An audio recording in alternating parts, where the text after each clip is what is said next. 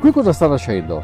Qui facciamo la fogassa. Cioè? La fogassa sulla gradella. La fogassa è un dolce povero Ah, di una volta che venivano fatte con tutti gli ingredienti che la gente aveva in casa. Quindi? Quindi farina, la buccia del limone, un attimo che questa mi si brucia, la buccia del limone, lo zucchero, un pizzico di sale, il lievito, il vino e l'olio d'oliva.